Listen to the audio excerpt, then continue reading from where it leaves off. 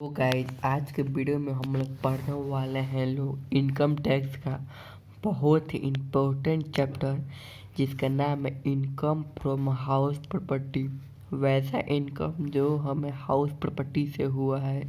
तो इस वीडियो में हम सिर्फ बेसिक ही जानेंगे, इस चैप्टर का एक ओवरव्यू लेंगे। तो आप लोग को एक फार्मूला पहले मैं बताना चाहूँगा।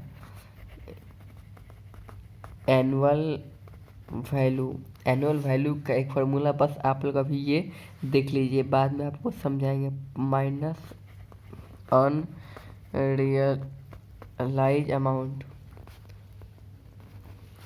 इसके बाद क्या आता है ग्रॉस एनुअल वैल्यू, इसकी शॉर्ट में हम लोग GAV कहते हैं लोग। और इसमें हम माइनस करेंगे म्यूनसिपल टैक्स है। तो हमारा जो अमाउंट निकल के आएगा उसको कहेंगे लोग नेट एनुअल वैल्यू। और फिर इसमें से हम लोग 30% स्टैंडर्ड डिडक्शन को माइनस करेंगे लोग। इसका आप अंडर सेक्शन भी लिख लीजिएगा from exam point of view, under section 24 and इसमें हम लोग फिर लेस करेंगे लोग इंटरेस्ट ऑन बोरोवर फंड। इसके बारे में मैं डिटेल में लाइन टू लाइन बात करूँगा। तो हमारा जो निकल के आएगा वो होगा net income from house property. Net income निकल के आएगा। तो गाइस आप एक बार फार्मूला को देख लीजिए लोग। एनुअल वैल्यू का फार्मूला होता है माइनस अनरियलाइज अमाउंट के निकालेंगे तो आएगा ग्रॉस एनुअल वैल्यू, शॉर्ट में GAV कहते हैं। फिर माइनस करेंगे लोग म्यूनसिपल टैक्स से, जो निकल के आएगा वो होगा net annual value minus 30% standard deduction under section 24। ये 30% अंडर सेक्शन 30% कभी भी निकलेगा। और अंडर सेक्शन 24 आप लिख सकते हैं एग्जाम में मार्जिन करने के लिए।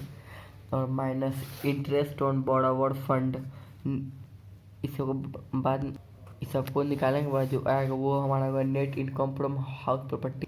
तो गाइस सबसे पहले इसका समझते हैं लोग कि ये एनुअल वैल्यू क्या होता है। तो यहाँ पर मैं आप लोग को लिखता हूँ सब, मैं इसी वीडियो में आप लोग का बेसिक कंसेप्ट पूरा क्लियर है हो जाएगा। एनुअल वैल्यू में आता है फर्स्ट है फेयर वैल्यू। फेयर, इसको शॉर्ट में हम FV कहते हैं। एक आता है मार्केट वैल्यू MV, और एक आता है स्टैंडर्ड वैल्यू, इसको शॉर्ट में SV कहते हैं। और एक आता है एक्चुअल रेंट या एक्चुअल भी कह सकते हैं। तो सबसे पहले समझते हैं कि देखिए आप लोग इन चारों के बारे में ज़्यादा डिटेल नहीं जान रहे हैं, बस ऊपर से एक ओवरव्यू समझ लीजिए क्या होता है। अगर क्वेश्चन निकालते समय fair value, market value, standard value या एक्चुअल चारों दिया हो तो चारों में से हम लोग कैसे निकालेंगे लोग। तो इसमें हम दो का कंपैरिजन लेके चलते हैं लोग। तो हमेशा फेयर वैल्यू और मार्केट वैल्यू का लेकर चलेंगे लोग, फिर स्टैंडर्ड वैल्यू और एक्चुअल, यानी कि फेयर वैल्यू और मार्केट वैल्यू में जो सबसे ज़्यादा होगा, जो ये हाईयर होगा उसी को लेंगे। जैसे एग्जांपल तौर पे, जैसे माने कि फेयर वैल्यू 10 है, मार्केट वैल्यू 20 है, तो हम लोग 20 को ही लेंगे हायर के तौर। और फिर इसका कंपैरिजन करेंगे स्टैंडर्ड वैल्यू से, मतलब इस दोनों में जो छोटा हो या लिख देता हूँ लो, और इसका होगा हायर तो लो। यानी कि जैसे माना है आपका क्वेश्चन में स्टैंडर्ड वैल्यू 5 दिया हो तो हम लोग 5 लेंगे जो लोअर होगा। और सेम ऐसे ही यहाँ पर होगा स्टैंडर्ड वैल्यू और एक्चुअल एक्चुअल वैल्यू कंपेरिजन करेंगे, जो सबसे बड़ा होगा हाई। जैसे माने कि आपका स्टैंडर्ड वैल्यू 5 है और एक्चुअल वैल्यू 20 है, तो हम लोग एक्चुअल वैल्यू को ही लेंगे लोग। ये आपका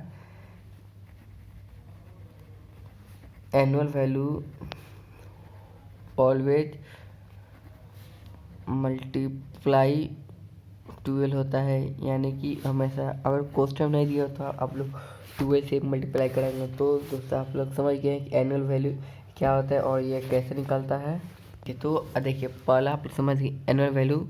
अब आता है कि म्युनिसिपल टैक्सेज। इसमें आप लोग ज़्यादा डीप में मैं फार्मूला को नहीं समझाने वाला हूँ, because from exam point of view से देखिए, म्युनिसिपल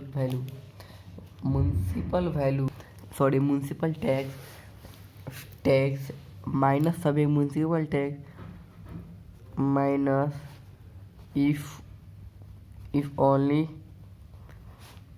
पेड बाई ऑनर, यानी कि जब म्युनिसिपल टैक्स हम तब माइनस करेंगे जब ऑनर पेड करेगा, वरना माइनस नहीं करेंगे। जैसे कोई अमाउंट, जैसे क्वेश्चन में नहीं दिया हो कि कौन पेड कर रहा है, तो हम लोग मान के चलेंगे कि वो अमाउंट म्युनिसिपल वैल्यू को ऑनर पेड कर रहा है। जैसे माने कि क्वेश्चन में दे दिया है 60% और 50% और 40%, यानी 40% पेड किया है ऑनर एंड 60% ये अदर को भी।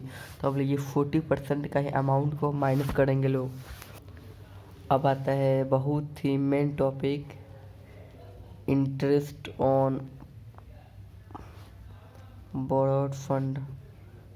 इसको अगर आप लोग ध्यान से समझिए तो ये पूरा इनकम फ्रॉम हाउस प्रॉपर्टी बहुत ही इजी हो जाएगा आप लोग यहाँ, तो कोई प्रॉब्लम नहीं होगा। तो चलिए शुरू करते हैं interest on borrowed. So guys, interest on borrowed fund का निकालने का ये एक मेथड है। ये 1/5 ऑफ प्री कंस्ट्रक्शन पीरियड, मतलब यहाँ पीरियड भी लिखे थे ना लिखे, और इसमें ऐड करेंगे लोग actual of previous year.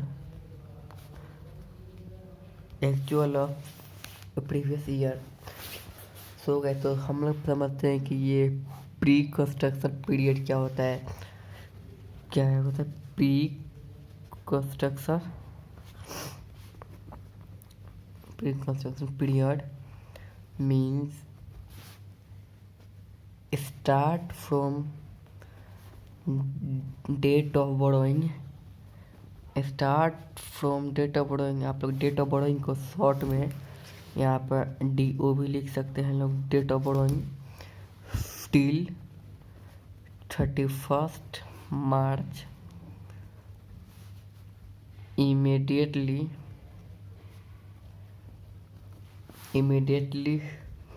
Preceding date of completion, यानी कि आप लोग इसको भी हम लोग शॉर्ट में DOC।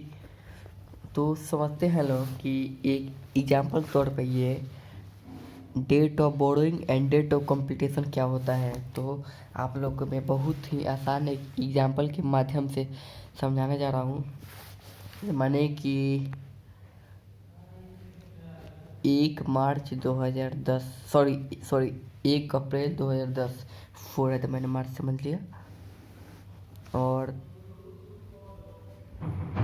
30/1/2017, यानी कि आप लोगों ने 1/4/2010 को लोन लिया फॉर मेकिंग बिल्डिंग या कुछ भी।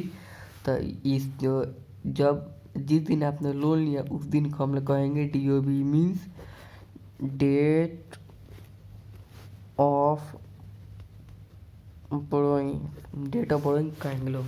एंड जिस दिन आपका वर्क कंप्लीट हुआ उसको हम लोग DOC मतलब डेट ऑफ कंप्लीटेशन, उसको हम लोग DOC मतलब डेट ऑफ कंप्लीटेशन, मतलब आपका वर्क किस दिन कंप्लीट हुआ। एंड एंड आप लोगों को तो इस समझते हैं DOP एंड DOC, अब समझते प्री कंस्ट्रक्शन पीरियड मतलब क्या होता है। जैसे माने कि आप लोग का यहाँ ठीक एक साल पहले 31/3/2016 को आप लोग काम चल रहा है, तो इस दोनों के बीच का जो गैप होगा उसी को हम लोग कहेंगे this time is pre construction period. इस टाइम को हम लोग कहेंगे लोग प्री कंस्ट्रक्शन पीरियड। तो गाइस आप लोग इस चैप्टर का पूरा इतना ही है, सिर्फ बेसिक इतना ही है। इसी फॉर्मूला पे आगे का सब चैप्टर आएगा। तो हम लोग इसमें क्या क्या टॉपिक कवर करने वाले हैं आप लोगों को मैं बता देता हूँ कि बहुत सारे टॉपिक हैं। दो मेनली हैं, लेट आउट और रेंट एरिया और इनकम फ्रॉम हाउस प्रॉपर्टी। तो इसका आप लोग चैप्टर का सिर्फ ये इतना और इतना आप लोग समझ जाइए। फिर से आप लोग मैं समझा देता हूँ। तो इनकम फ्रॉम हाउस प्रॉपर्टी का निकालने के लिए बहुत ही आसान फार्मूला होता है एनुअल वैल्यू। एनुअल वैल्यू वो होता है fair value, market value, standard value और एक्चुअल वैल्यू।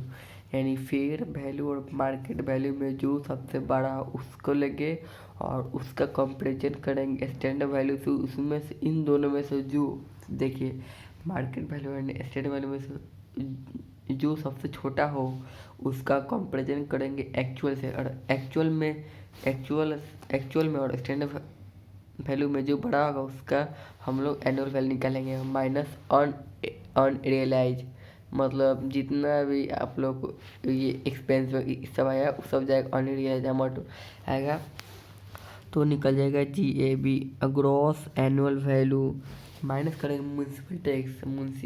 एक बात का आप लोग बहुत अच्छे से ध्यान रखेंगे लोग कि म्यूनसिपल टैक्स क्या होता है।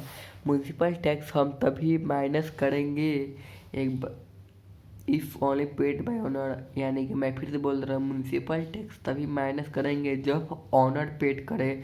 तो जैसे माने कि एक एग्जांपल है, आप लोग इसको समझ मत दीजिएगा फॉर्मूला। देखिए एग्जाम्पल जैसे माने कि 40% पेड कर रहे हैं paid by owner and 60% owner. तो 40% जो ऑनर पेड कर उसी को निकालेंगे तो हमारा आ जाएगा नेट एनुअल वैल्यू और minus 30% standard deduction under section 24। फिर माइनस करेंगे interest on borrow fund. Interest on borrow fund के लिए मैंने आप लोग को समझाया है कैसे निकालना है। 1/5 of pre construction period plus actual of previous year का निकल जाएगा तो हमारा आ जाएगा net income from house property. So चलिए लोग एक एग्जांपल के आप लोग के तौर पर धीरे धीरे आप लोग का सारा कॉन्सेप्ट को मैं क्लियर करता हूँ।